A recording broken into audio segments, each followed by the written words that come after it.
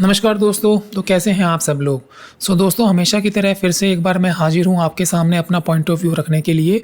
और आज मैं आपसे बात करना चाहूँगा जो इजरायली हॉस्टेजेस को फ्री किया गया है गाजा के द्वारा।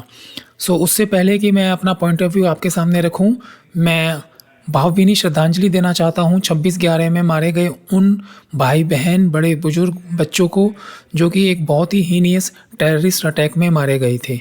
भगवान उनकी आत्मा को शांति प्रदान करें।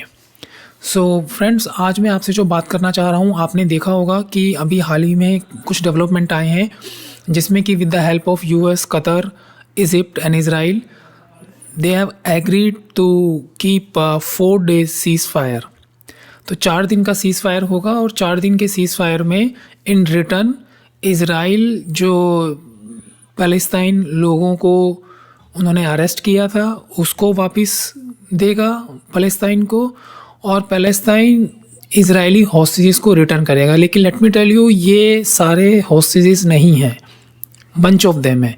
तो अभी तक जो हाल में हमारे पास इन्फॉर्मेशन आई है, 2 फेसेस में इज़राइल हॉस्टेजेस फ्री हो चुके हैं। पहले जो इनका फेज़ था उसमें 13 इज़राइल्स को फ्री किया गया था और सेकंड फेज़ में 17 इज़राइल्स को फ्री किया गया है। इसमें बच्चे हैं, इसमें बुजुर्ग हैं, और इन रिटर्न इज़राइल ने 39 पैलेस्टाइन्स को, जो कि वहाँ पर भी लेडीज़ हैं, छोटे बच्चे हैं, जिनको अरेस्ट किया गया था आफ्टर 7 अक्टूबर टेररिस्ट अटैक, तो उनको फ्री किया गया है। और अदर देन दैट, इसके एवज़ में फ़लस्तीन ने मांग करी है कि जो सामग्री है उनको पहुंचाया जाए। वो काफ़ी लोग जो क्लेम करे जाते हैं, काफ़ी लोगों को इसकी ज़रूरत है वहाँ पे खाना नहीं है, फूड की बहुत शॉर्टेज है, दवाइयाँ नहीं हैं, ऑक्सीजन सिलेंडर नहीं है। तो इज़राइल इस पे एग्री हो गया है और उसने इन 4 दिनों के जो भी सीज़ फायर हुआ गया है, अभी तक 50 से ज़्यादा ट्रक पहुंच गए हैं गाज़ा पट्टी में। तो दोस्तों, इसमें दोनों तरफ से ओपिनियन है। कुछ लोग ये कह रहे हैं कि हमें सीज़ फायर नहीं करना चाहिए था until unless they don't eliminate entire Hamas leader. और कुछों का कहना है कि 200 से ज़्यादा इज़राइली हॉस्टेजेस, जिसमें कि बच्चे भी हैं, 6-6 महीने के, 1-1 साल के बच्चे हैं, उनको फ्री किया जाना चाहिए। तो कुछ लोग इसके सपोर्ट में हैं और कुछ लोग सीज़ फायर के सपोर्ट में नहीं हैं। लेकिन मैं अगर आपके सामने अपना पॉइंट ऑफ व्यू प्रेजेंट करूं, तो मैं चाहता ये हूं कि बिना किसी कंडीशन के जो भी छोटे बच्चे हैं, irrespective whether they belongs to Palestine और दे बिलोंग्स टू इज़राइल, छोटे बच्चे, सिविलियंस, इनोसेंट हैं, जो बूढ़े लोग हैं, उनको एक्सचेंज किया जाए विदाउट एनी कंडीशन। और उसके बाद देखिए, इसको तो कोई चीज़ को जस्टिफाई कर नहीं सकता जो 7 अक्टूबर को इज़राइल के ऊपर एक टेररिस्ट अटैक हुआ।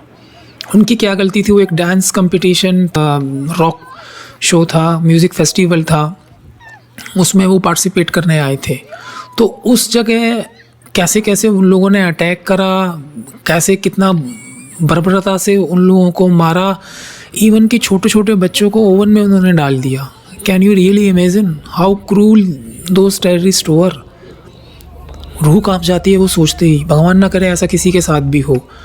तो देखिए, मैं as a individual, as a Indian, मैं एग्री करता हूँ जो इज़राइल ने उसके बाद रिटेलिएट किया है, बिल्कुल करना चाहिए। और in fact we should have also done the same when it happen 26/11। वो क्यों नहीं किया गया, क्या उसके कंपल्शंस थे?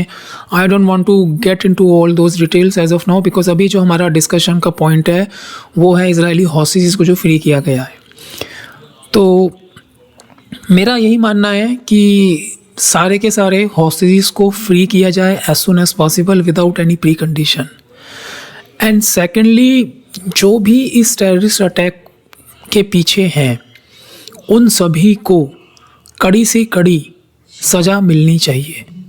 मेरा तो मानना यही है। और इसके पीछे नो डाउट काफ़ी कंट्रीज़ बैकडोर चैनल के थ्रू डिप्लोमेसी हुई है, कतर, इजिप्ट, US, इज़राइल्स। और अगर आपने अभी हाल में ही देखा होगा कि प्रो पैलेस्टाइन प्रोटेस्ट एक फैशन सा हो गया है। मतलब एक कम्युनिटी के लोगों को अगर आप सपोर्ट नहीं करते तो वो फिर विक्टिम कार्ड प्ले करने लग जाते हैं। ऐसा क्यों? इससे पहले everything was perfect, everything was normal before 7 अक्टूबर। ऐसा तो कुछ था नहीं कि बिना रॉकेट आ रहे हैं इसराइल में और Israel without any provoking any reasons वो बॉम्बार्डिंग कर रहा है, एयरफोर्स का यूज़ कर रहा है। ऐसा तो नहीं था ना। जो भी हुआ है वो 7 अक्टूबर के बाद हुआ है। और ये होता ही है कि जब आप किसी को अटैक करोगे, जब आप किसी के बच्चों को नुकसान पहुंचाओगे, तो ये तो एक नॉर्मल बिहेवियर है। इवन अगर आप एनिमल को भी देखो, अगर आप किसी एनिमल को हर्ट करोगे, किसी बच्चे को हर्ट करोगे, वो आप पर रिस्पॉन्ड करेंगे। तो सेम वे में इजराइल कर रहा है, तो इसमें प्रॉब्लम क्या है? मुझे प्रॉब्लम नहीं लगती अनटिल अनलेस ये सिविलियंस को, वहाँ के नॉर्मल बच्चों को हिट किया जा रहा है, जो कि मेरे अकॉर्डिंग, जो मैंने अभी तक देखा है, हॉस्पिटल के अंदर, हॉस्पिटल के बेसमेंट में उन्होंने अपना पूरा कम्युनिकेशन सेटअप, पूरा एम्यूनिशन सेटअप हमास टेररिस्ट ने कर रखा है। और उस हॉस्पिटल में पूरा इस सेटअप, इतना कॉम्प्लेक्स सेटअप करने की परमिशन किसने दी है?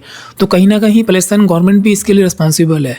तो दोस्तों देखो, मैं तो यही कहना चाहूँगा कि हॉस्टेजेस को फ्री किया जाना चाहिए फ्रॉम बोथ साइड, और जो भी इसके पीछे जो भी रिस्पॉन्सिबल है उनको कड़ी से कड़ी सज़ा और जल्द से जल्द। इसीलिए मैं इज़राइल के साथ हूँ। I stand with Israel, I support with Israel. But हाँ, मैं ये कहना चाहूँगा कि सिविलियंस बच्चों को, जो छोटे बच्चे हैं, जो लेडीज़ हैं, ख़वातीन हैं, जो जिनका इनसे कोई भी नाता नहीं है इस लड़ाई से, उनको टारगेट ना किया जाए।